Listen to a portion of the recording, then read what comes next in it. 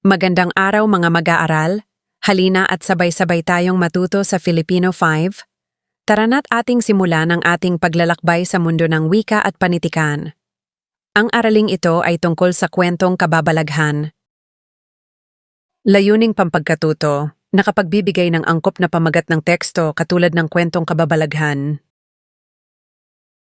Balik-aral. Ang gawaing ito ay tinatawag na concept mapping or graphic organizer, panuto. Basahing muli ang kwentong kababalaghang ingay sa bubong.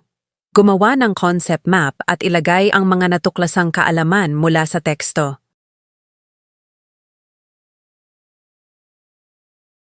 Tingnan ang larawan sa ibaba. Sa iyong palagay, kung gagamitin natin ang larawang ito sa isang kwento, ano kaya ang maaaring angkop na pamagat? At gaano nga ba kahalaga ang pamagat ng isang kwento? Bago natin basahin ang maikling teksto, alamin muna natin ang kahulugan ng sumusunod na mga salita. Ito ang tinatawag na context clues of pagbibigay kahulugan batay sa konteksto. Panuto. Basahin ang pangungusap at piliin ang tamang kahulugan ng salitang may salungguhit. Maraming tao ang natakot dahil sa kababalaghan na nangyari sa lumang bahay.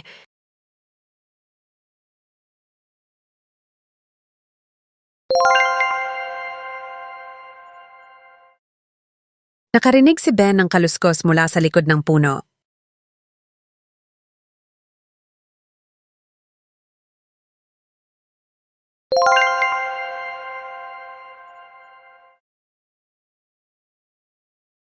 Nais ng guro na siyasatin ang lugar upang malaman ang katotohanan.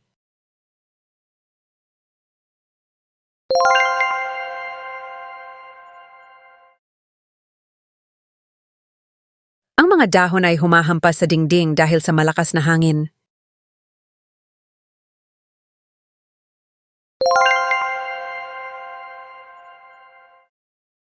Sa huli ay napagtanto ni Marco na may paliwanag ang lahat ng nangyari.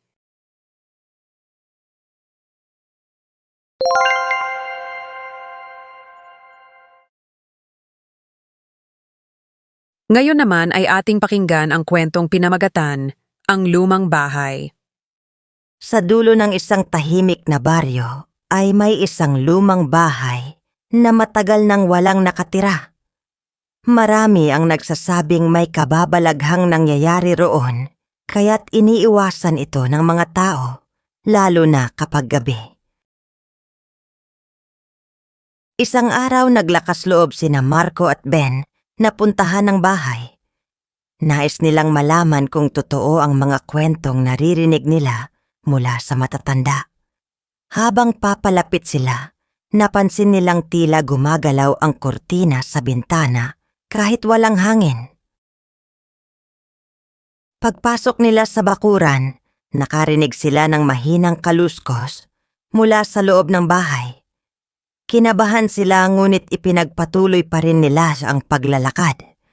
Biglang bumukas ang isang lumang bintana at nakarinig sila ng tila bulong na nagmumula sa loob. Nagtakbuhan ang dalawa sa sobrang takot. Kinabukasan, isinama nila ang kanilang guro upang muling puntahan ang bahay. Nang siyasatin nila ito, natuklasan nilang ang mga kaluskos ay mula lamang sa mga pusang naninirahan sa loob. Ang kurtina naman ay gumagalaw dahil sa hangin na pumapasok sa sirang bubong. Ang bulong na kanilang narinig ay tunog lamang ng mga dahong humahampas sa dingding ng bahay. Napangiti sina Marco at Ben. Napagtanto nila na hindi lahat ng kakaibang pangyayari ay kababalaghan. Minsan, may makatotohanang paliwanag sa likod ng mga bagay na kinatatakutan natin. Narito ang ilang katanungan mula sa kwento, saan matatagpuan ang lumang bahay? Bakit natatakot ang mga tao sa bahay? Sino-sino ang pangunahing tauhan sa kwento? Ano ang natuklasan ni Marco at Ben tungkol sa mga kakaibang pangyayari? Ano kaya ang maaari pang gawing pamagat ng kwento? Ano ang aral na makukuha sa kwento? Ano nga ba ang pamagat? Ang pamagat ay mahalagang bahagi ng isang teksto sapagkat ito ang nagbibigay ng paunang ideya sa mambabasa tungkol sa nilalaman ng kwento. Sa pagbibigay ng angkop na pamagat sa isang kwentong kababalaghan, kailangang isaalang-alang ang pangunahing paksa, mahalagang pangyayari, tauhan, tagpuan o misteryong nakapaloob sa kwento.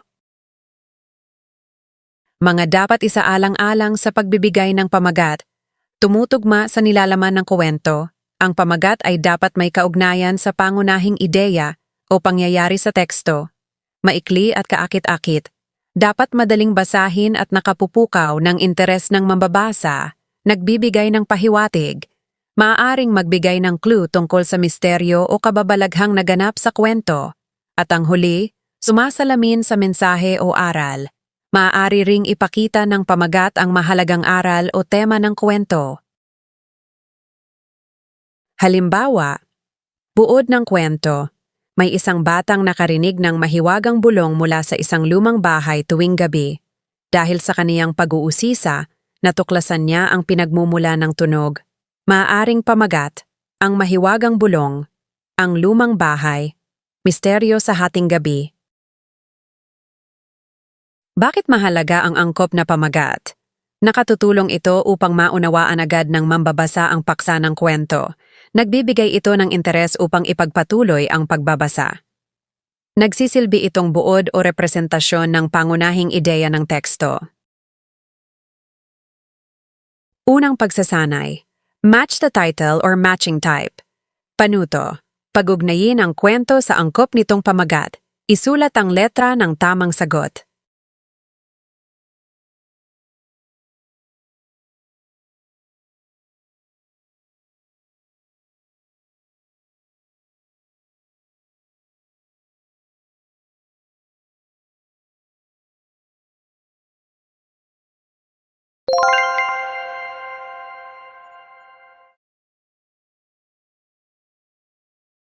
Ikalawang pagsasanay, panuto.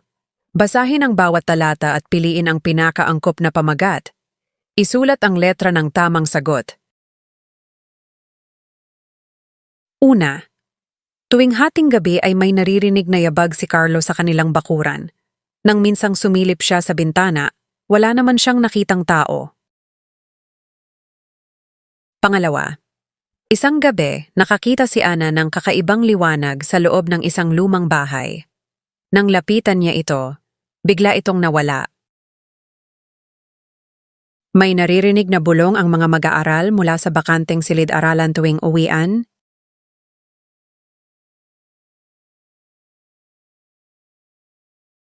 Pang-apat, habang naglalakad si Ben sa madilim na daan, may aninong tila sumusunod sa kaniya ngunit walang tao nang siya ay lumingon.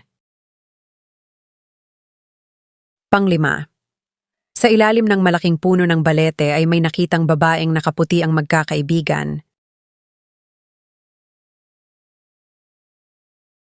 Tandaan, ang angkop na pamagat ay malinaw, makahulugan, at may kaugnayan sa kabuuang nilalaman ng kwento. Sa kwentong kababalaghan, karaniwan itong nakatuon sa mahiwaga, kakaiba, o misteryosong pangyayaring naganap sa teksto. Para sa ating pagtataya, panuto, ibigay ang angkop na pamagat sa kwentong kababalaghan na inihanda ng iyong guro. Tuwing hapon, naglalaro sina Ana at ang kaniyang mga kaibigan malapit sa malaking puno ng balete. Isang araw, nang papalubog na ang araw, may nakita silang babaeng nakaputi na nakatayo sa ilalim ng puno. Hindi ito gumagalaw at nakatingin lamang sa malayo. Natakot ang mga bata kaya mabilis silang tumakbo pa uwi. Kinabukasan, isinama nila ang ilang matatanda upang tingnan ang lugar. Pagdating nila roon, wala silang nakita. Ngunit napansin nila na may lumang larawan sa tabi ng puno. Ayon sa mga matatanda, May dating nakatira sa lugar na kahawig ng babaeng nakita nila.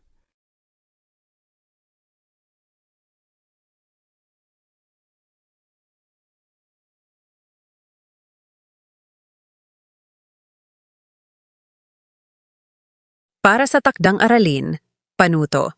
Magbasa o manood ng mga kwentong kababalaghan upang mapalalim o mapalawak ang kaalaman.